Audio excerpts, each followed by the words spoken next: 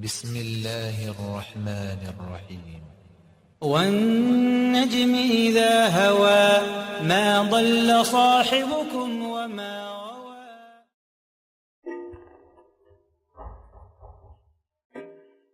الحمد لله رب العالمين، والصلاة والسلام على أشرف الأنبياء والمرسلين سيدنا وحبيبنا ونبينا محمد وعلى آله وأصحابه وأزواجه ومن تبعهم بإحسان إلى يوم الدين. أما بعد. We're talking about Sayyidina Ibrahim alayhi salatu wassalam after the hijrah to Palestine. The law of Jannah is that you just wish for it and it's there. You don't have to press no button, you don't have to make no call, you don't have to say anything, you don't have to do anything. There were two miracles about that stone that Ibrahim alayhi salatu wasalam was standing on. One was this, that it will go up and down. The other thing that happened miraculously was, generally when you have a rock, it does not get any foot. What is the difference? The difference of? Al. That's it. هذا بلد آمنة هذا البلد آمنة.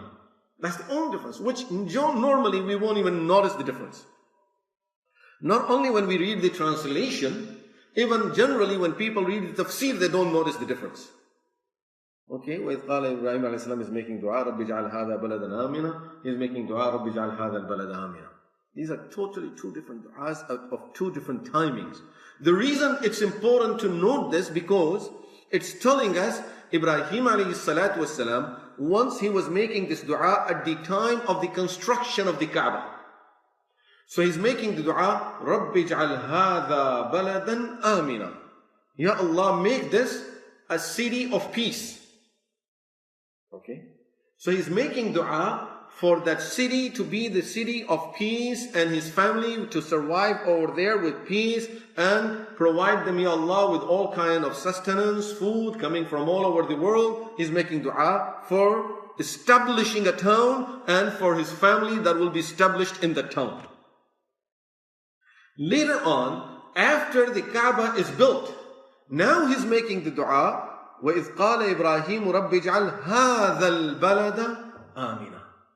Ya Allah, now this is a town. هَذَا الْبَلَدِ. See, al-balad means there is a town.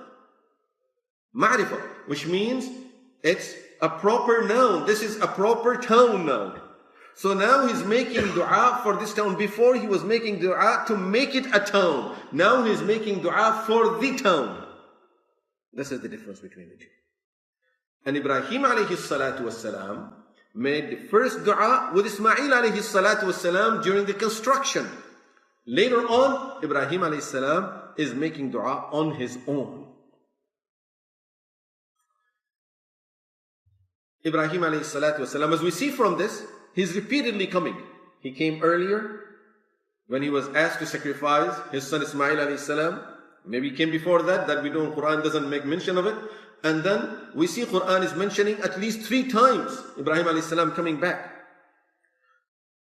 The reason it's important, once again, some of the historians raised this question that Ibrahim alayhi salam, he went there and he, wal-iyazu billah, neglected that family. He didn't visit them until it was time to construct the Kaaba. Because according to them, Ishaq alayhi salam is the one who was being sacrificed, or who was supposed to be slaughtered. So therefore, there is no evidence Ibrahim alayhi salam had any connection with Ismail alayhi salam. But here we see so much connection here. And it's not that he's just neglecting them. He's visiting them frequently. And they built the Kaaba together. Later on, when it's built, he came back again and he's making dua for the town. And then Rasulullah sallallahu alaihi wasallam informs us of another occasion when Ibrahim alayhi salatu wasalam came, and that is when Ismail alayhi salatu wasalam was already married. Ibrahim alayhi salatu wasalam, when he arrived Makkah Mukarramah, his son Ismail alayhi salam wasn't there. So he knew the house. He went to the house of his son Ismail alayhi salatu wasalam. Now he's married, so his wife is there. So he went, this is the first time he came after Ismail alayhi salam got married. So his daughter-in-law doesn't know him. She doesn't know Ibrahim alayhi salatu wasalam. He went and knocked at the door. She answered the door. So he asked her where her husband was. She said he went out hunting to get some food. That was the way of survival. So he asked her, by the way, how is your living? How are you people doing? And she said, we're living with a lot of difficulty. We don't have anything here. I don't like this place here. And she went on with some complaints. So he said, when your husband come back, just describe me to him and tell him that a man of this description came and he said, change the frame of your door. He said, okay. Ismail alayhi salam came back, and Ibrahim alayhi salam went back. That's it. He didn't stay there. He went back. When Ismail alayhi salam came back and she told him the whole story, she said, a man of this description came. Oh, that's my dad. Is it? You know, your dad is such a nice man. He said, you know, we should get a new door. He said to change the frame of your door. He said, okay. He said, do you know what is the frame of my door? That's you. So he's asking me to change you. So you need to go home. And Ismail alayhi salatu wasalam divorced this wife and he got married to another woman later on. Ibrahim alayhi salatu wasalam came back after some time. Same thing, Ismail alayhi salam is not home. He knocked at the door and she answered the door. He asked about her husband, same situation, is out, and he was out for the same thing. He went out hunting. How is your livelihood? How are you surviving? How are you people doing? And she, alhamdulillah, I have the best husband. And she thanked Allah. And all. He said, okay. When he comes back, describe me to him and tell him just to keep the frame of the door. Now, she doesn't know the first part of what happened earlier. He came back. She told him the whole thing. And she told him this part also, that old man came, he gave this message that keep the frame of your door. And he told her, you are the frame of my door. And my father is asking me to keep you. What is it that we are seeing here? It's not just Rasulullah sallallahu alaihi wasallam, when he's narrating this, is telling us something very, very special. It's not about just a father telling his son to divorce his wife, and then he's telling him, okay, I like the other one better, so you keep this one. It's not that. A lot of lessons there. A lot of lessons. But in this short time, very briefly, what is it that is going on here? Remember, Ibrahim alayhi concern was what? He's continuously making dua for his progeny. وَجْنُبْنِي وَبَنِيَّ أَن نَعْبُدَ الْأَصْنَامِ. When Allah subhanahu wa ta'ala told him, إِنِّي جَعِلُكَ لِلنَّاسِ إِمَامًا, right away he said, وَمِن ذُرِّيَّتِي, Ya Allah, and free people from my offspring also, from my generations also. So that was his concern for his children and his progeny to remain on the deen of Allah subhanahu wa ta'ala, and to always be the leaders in leading people towards the deen of Allah subhanahu wa ta'ala. Not just normal people who are just doing few things and praying and I'm Muslim and I'm doing enough. No, he wants them to be imam, to be the leaders in future that would lead people towards the deen of Allah subhanahu wa ta'ala. And he knows Allah subhanahu wa ta'ala has accepted this dua, and now Anbiya will be from his progeny. And as we will see later inshallah, that he had with his two sons, Ismail and Ishaq alayhi salatu wassalam. Ishaq alayhi salatu wassalam's son is Yaqub alayhi salam. Yaqub alayhi salam's son is Yusuf alayhi salatu wassalam. And who's Yaqub alayhi salam is Israel. So whole Bani Israel now, and all the Anbiya of Bani Israel are from the progeny of Ishaq alayhi salatu wassalam. So this is all Bani Israel and all the Anbiya of Bani Israel. Over 100,000 people, Anbiya, from that nation, from the children of Yaqub alayhi salatu wasalam. And from the other side, we have Sayyidul Anbiya, Muhammadur Rasulullah sallallahu alaihi wasallam, from the progeny of Ismail alayhi salatu wasalam. In order to have that type of progeny, to have the type of progeny that will be imama, that will be leaders, that will be anbiya, and if not at the level of anbiya, then at least to be at the level of sulaha and the pious people. The most important part of the family structure is the mother. From Ismail alayhi salatu wasalam's progeny, you're going to have Sayyidul Anbiya wal Mursaleen. And Rasulullah sallallahu alayhi wasallam's one of the highest qualities is very grateful servant of Allah. Shakur. And hamd is a special quality of Rasulullah sallallahu alayhi wasallam. Allah gave him hamd everywhere. Studying the Quran, Alhamdulillahi Rabbil Alameen. His name, the only name out of all the Anbiya and prophets and messengers, Muhammad, that is driven from hamd. In the hereafter, his name is Ahmad. وَمُبَشِّرًا بِرَسُولٍ يَأْتِي مِن بَعْدِ اسْمُهُ أَحْمَدٍ. On the day of Qiyamah, he will be carrying the liwa'ul hamd, the flag of the hamd, of thanking Allah. There is a lot of connection of Rasulullah sallallahu alaihi wasallam with hamd, thanking Allah subhanahu wa ta'ala, gratefulness.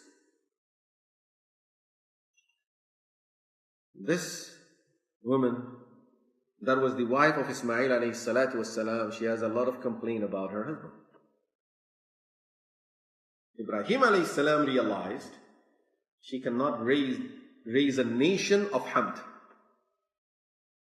She is not a woman who can raise the nation that will be grateful nation, that will be the nation of hamd and thanking Allah. Therefore, he needs a woman that can raise that nation of hamd, from whose progeny will be that Muhammad sallallahu alaihi wasallam. This is telling us the importance of mothers in every person's life. And at the same time, it's telling us when a person is getting married, you are not just looking for a wife for yourself, you are looking for the mother of your children. You are looking for a mother who would have an effect on your progeny for years and years to come. SubhanAllah, look at the time difference between Ismail alayhi salam and Rasulullah sallallahu alayhi wasallam. Yet at that level, Ibrahim alayhi salam didn't accept that type of attitude of, no, we are having difficulties and my husband is busy and no. That is not going to work in the house of this Prophet of Allah, Ismail alayhi salatu wasalam. So it's a very, very deep and an important lesson of being grateful to Allah subhanahu wa ta'ala. And this is only one quality, which generally means especially raising our daughters in a way that they can really raise a generation. You know, a lot of time when people look at the state of women in Islam and they have complained, Islam is keeping women at home and, men are out, they should have freedom and all. It's just like they're giving women the feeling that you have been kept down. That Islam is keeping you down. And Islam is not giving you the position that you deserve. So what is the position that you deserve? You deserve to be outside and expose your body as much as possible. It's a fact.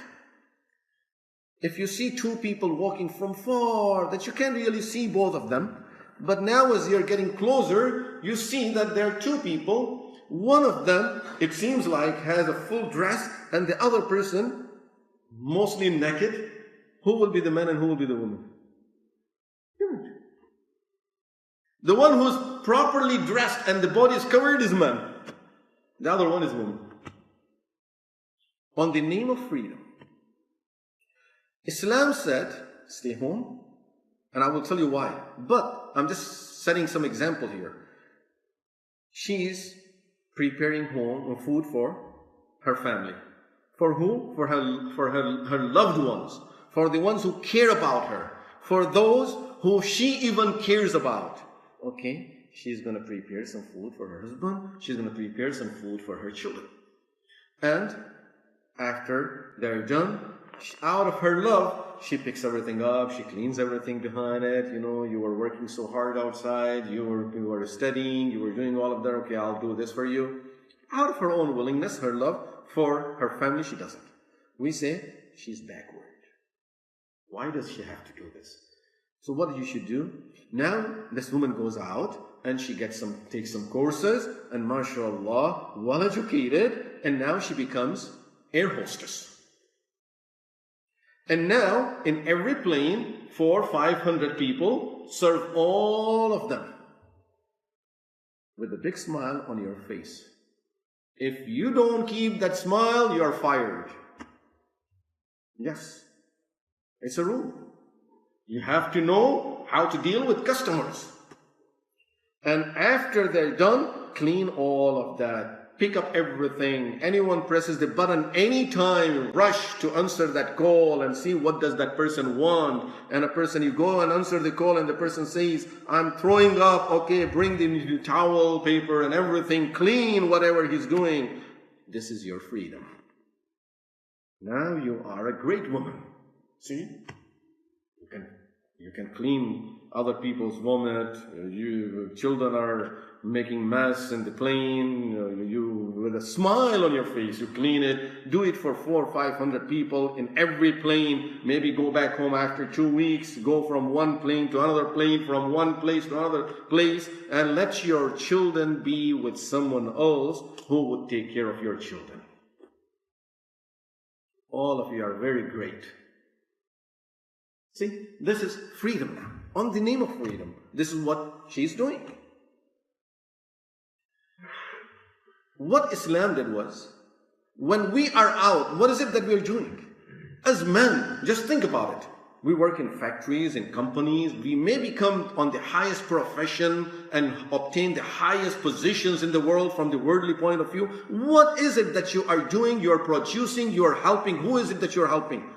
You can never do better than what a mother is doing in the house, and that is she is raising the next generation.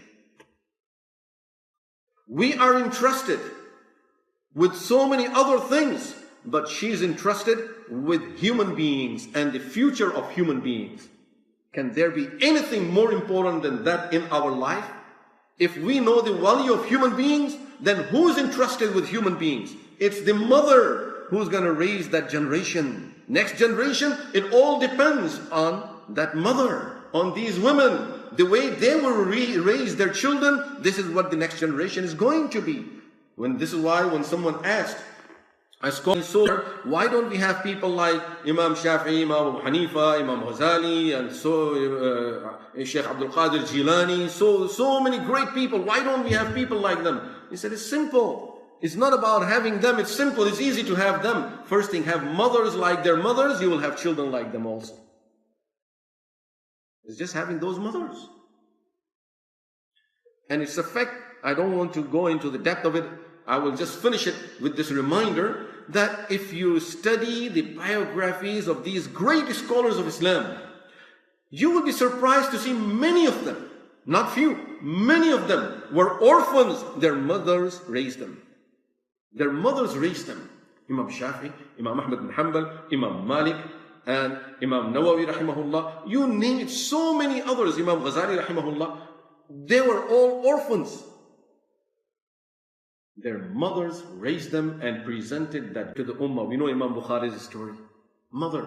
So, really, those mothers are the ones who gave these great gifts to the ummah in the form of Imam Bukhari, Imam Shafi'i, Imam Abu Hanifa, Imam Nawawi, and so on, so many scholars.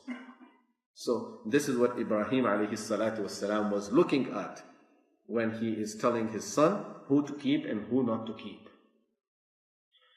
Anyway, Ibrahim alayhi salatu wasalam went back to Palestine. As we know, Ismail alayhi salatu wasalam, according to the history, Ismail alayhi salatu wasalam passed away in Makkah Mukarramah. And this is again according to the history. Ismail alayhi salam and his mother are buried in the Hijr, which means in the part of the Hatim. You know, around the Kaaba there is a small wall. So that area, in that area, Ibrahim alayhi salam, Ismail alayhi salam and his mother Hajar radiallahu anha are both buried over there. And Ibrahim alayhi salatu wasalam is buried in Palestine. We know there is a well-known area over there known as Al-Khalil, where the qabr of Ibrahim alayhi salatu wasalam, Ishaq alayhi salatu wasalam, Yaqub alayhi salatu wasalam, and Yusuf alayhi salatu wasalam. Alhamdulillah, I visited that place. All of these qubur are over there.